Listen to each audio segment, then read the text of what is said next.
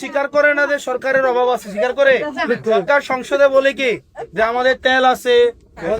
ওদিন আমি জিজ্ঞাসছিলাম না যে আপনি স্বীকার করেন সমস্যা আছে কি আছে না, বললাম না সংসদে।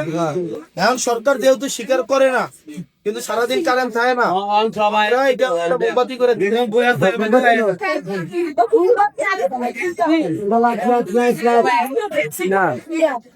এটা লাখ রেখে দাও।